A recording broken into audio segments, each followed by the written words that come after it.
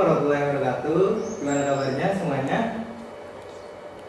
Jumpa lagi dengan saya Kak Wiki. Pada pertemuan minggu lalu, kakak sudah menerangkan tentang apa itu BK, layanan apa yang terdapat dalam BK, fungsi BK dalam sekolah. Nah, kali ini kakak akan memberikan salah satu layanan yang ada di dalam BK, yaitu layanan informasi. Materi yang kakak akan bawakan kali ini yaitu tentang narkoba. Narkoba itu apa sih? Nah, menurut UU nomor 22 tahun 1997 tentang narkotika, bahwa narkotika adalah zat yang berasal dari tanaman atau bukan tanaman yang dapat menyebabkan penurunan atau perubahan kesadaran, hilang rasa, mengurangi sampai menghilangkan rasa nyeri, dan dapat menimbulkan ketergantungan. Di dalamnya ada 3 jenis yang berasal dari 3 asal, yaitu alamiah, yaitu opium, semisinetik, morfin dan heroin, sintetik, petidin dan metadon. Selanjutnya ada psikotropika. Psikotropika adalah zat atau obat baik alami atau sintesis, bukan narkotika, yang berkhasiat psikoaktif yang mempengaruhi susunan saraf pusat dan menyebabkan perubahan khas pada aktivitas mental dan perilaku. Psikotropika ini dibagi menjadi 3 golongan. Yang pertama, golongan 1. Psikotropika jenis ini dalam golongan 1 adalah psikotropika yang biasa digunakan untuk penelitian dan bukan untuk obat. Golongan 1 ini sangat berpotensi menyebabkan orang kecanduan. Yang selanjutnya ada golongan 2. Golongan 2 ini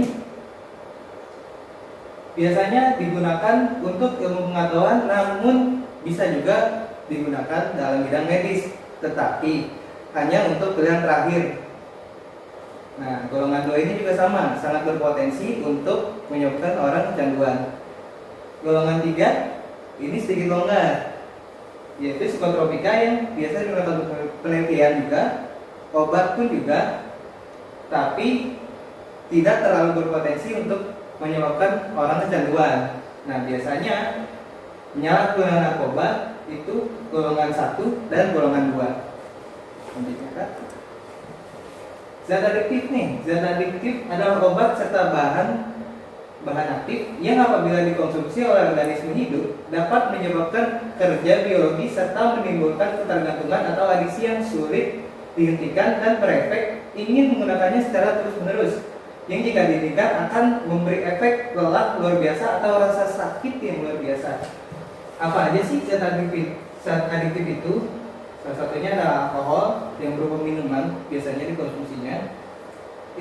Inhalasi gas yang dihirup, ini rokok, sudah pasti. Tembakau ini adalah bahan pokok pembuat rokok. Selanjutnya, bahaya penyalahgunaan narkoba. Nah, untuk bagian ini kakak sudah menyiapkan video untuk kita simak bersama-sama agar kita mengetahui bahaya apa aja sih dalam penyalahgunaan narkoba ini. Yuk kita simak videonya bareng-bareng.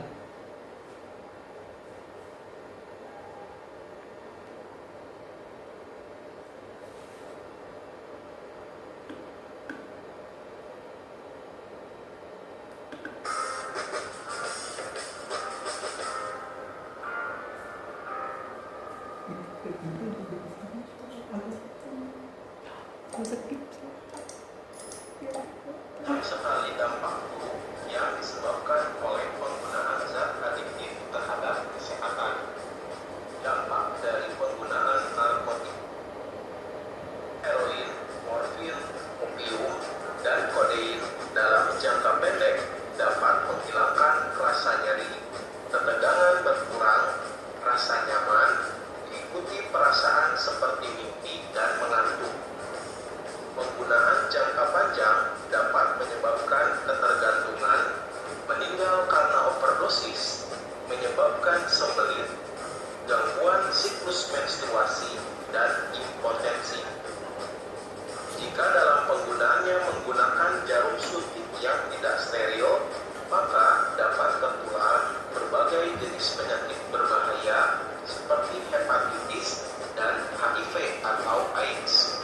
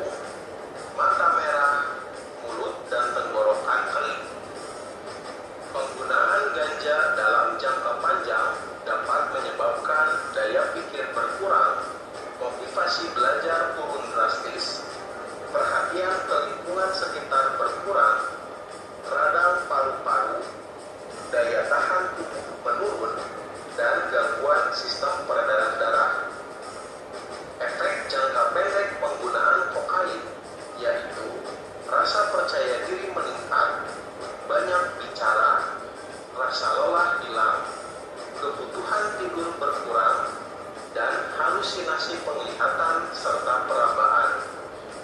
Efek jangka panjang yaitu kurang gizi, anemia, kerusakan pada hidung, dan gangguan jiwa. Dampak dari penggunaan psikotropika. Penggunaan ekstasi atau methylenedioxymethamfetamin atau MDMA dan sabu atau metamfetamin dalam jangka pendek dapat menyebabkan terjaga atau tidak tidur, rasa riang, perasaan melambung, rasa nyaman, dan meningkatkan keakraban. Namun, setelah itu akan timbul rasa tidak enak, murung, nafsu makan hilang, berkeringat, rasa haus, badan gemetar, jantung berdebar, dan tekanan darah meningkat. Dalam jangka panjang dapat menyebabkan kurang gizi, anemia, penyakit jantung, gangguan jiwa atau psikotik, dan pembuluh darah di otak dapat pecah sehingga mengalami stroke atau gagal jantung yang mengakibatkan kematian. Setelah menggunakan obat dipam atau nitrazepam dalam dosis tertentu, seseorang akan merasa tenang dan otot-otot mengendur. Jika dosis penggunaannya tinggi, maka dapat menyebabkan gangguan bicara, gangguan persepsi, dan jalan sempoyongan. Jika dosis lebih tinggi lagi, akan dapat menyebabkan penghambatan pada pernapasan, koma, dan kematian.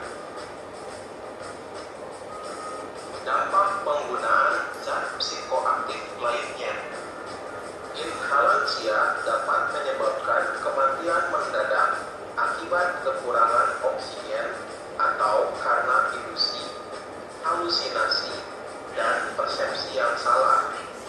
Misalnya, merasa dapat terbang sehingga orang yang mengonsumsi terjun dari tempat tinggi. Penggunaan inhalansia jangka panjang dapat menyebabkan kerusakan otak, paru-paru, ginjal, dan jantung. Alkohol yang masuk ke dalam tubuh akan masuk ke dalam pembuluh darah menuju otak dan menekan kerja otak.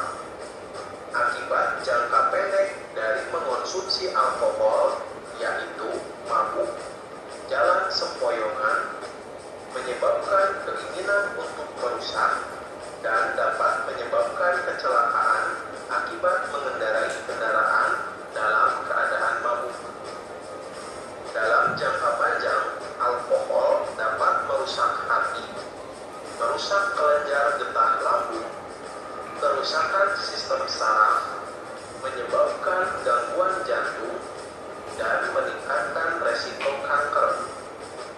Ibu hamil pecandu alkohol akan melahirkan bayi yang cacat. Selain nikotin, di dalam rokok juga terdapat sekitar 4.000 senyawa, termasuk tar dan karbon monoksida yang berbahaya bagi tubuh. Senyawa-senyawa ini dapat menyebabkan kanker paru, penyempitan pembuluh darah, penyakit jantung, tekanan darah tinggi, dan impotensi.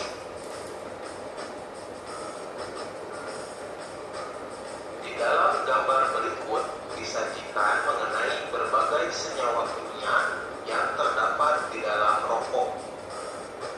Di antaranya terdapat tar, yaitu zat yang biasanya merupakan sisa pengolahan minyak bumi, asam asetat, yaitu zat yang biasa digunakan sebagai pembersih lantai, naftalin, yaitu zat yang biasa digunakan sebagai pewangi pakaian dalam lemari, hidrogen sianida, yaitu zat yang berbahaya yang biasanya digunakan sebagai racun tikus, aseton, yaitu bahan yang biasa digunakan sebagai penghilang kutek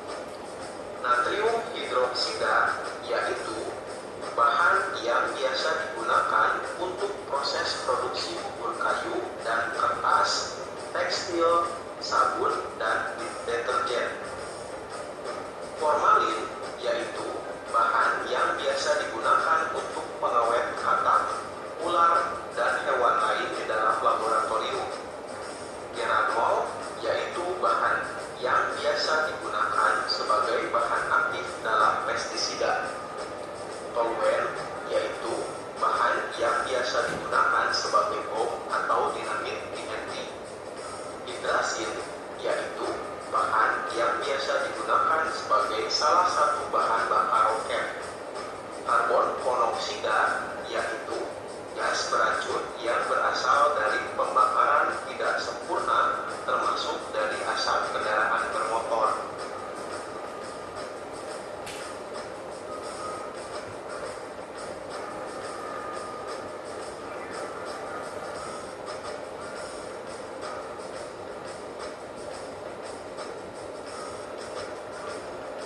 Dari video yang kakak sudah berikan, sudah jelas dampak narkoba dan zat adiktif untuk tubuh manusia. Sangat mengerikan kan? Gimana? Masih tertarik buat coba? Nah, dalam satu rokok saja itu sudah banyak zat beracun untuk tubuh manusia. Gimana narkoba yang lebih parah lagi? Nah, makanya dari pepatah modern bilang, jauhi narkoba, dekati orang tua. Gimana, setuju? Nah, lanjut. Yang dari video sudah membahas dampaknya untuk tubuh manusia. Kakak akan menerangkan tentang dampak sosialnya. Yang pertama, lingkungan keluarga, perilaku menyimpang, berbohong, mencuri, hidup bebas, putus sekolah, menganggur, suasana nyaman dan tentram terganggu. Tentu saja ketika orang sudah kecanduan dan tidak ada uang, mereka akan mencari alternatif, biasanya mencuri. Dan orang yang sudah kecanduan tidak akan mau diatur, hidupnya berantakan, makanya hidup bebas dan putus sekolah. Yang seperti itu ya. Selanjutnya, lingkungan sekolah merusak disiplin dan motivasi belajar, meningkatnya tindak kenakalan. Dari video yang sebelumnya sudah dijelaskan bahwa efek dari narkoba akan merusak otak.